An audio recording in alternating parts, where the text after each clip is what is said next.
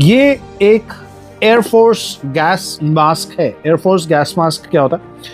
Fighter pilots जब fighter planes उड़ाते हैं, so they have to carry and wear this and fly this. और ये सेकेंड वर्ल्ड वॉर का पीस है। और सेकेंड वर्ल्ड वॉर में किसने इसको पहना है वो यहाँ आपको दिख रहा है, R.N. Batra. Now R.N. Batra साहब कौन है?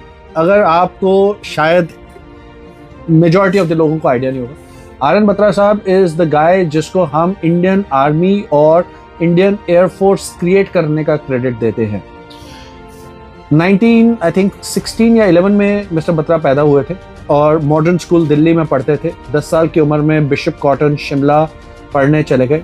उसके बाद वो लाहौर में गवर्नमेंट कॉलेज में पढ़ने शुरू चले गए। वहाँ से उन्होंने फ्लाइंग क्लब ज्वाइन किया।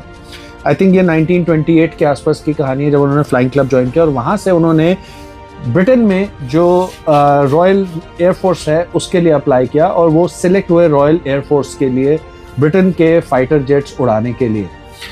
कुछ साल ब्रिटेन में रहने के बाद इंडिया आ गए and he came and joined the IMA, Indian military academy. Indian military academy से पास आउट होके उन्होंने इंडिया में जितने भी मिलिट्री रिफॉर्म्स और मिलिट्री और एयरफोर्स रिलेटेड सिचुएशंस थी वो क्रिएट करनी शुरू की।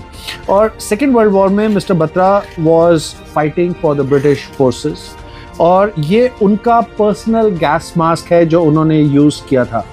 और मिस्टर बत्रा को शायद जितना क्रेडिट मिलना चाहिए था नहीं मिला, बट अगर आप उनकी हिस्ट्री पढ़ के देखेंगे तो आप रियलाइज़ करेंगे कि किस कदर के बेहतरीन इंसान थे और क्या क्या उनकी अकम्पलिशमेंट्स थी।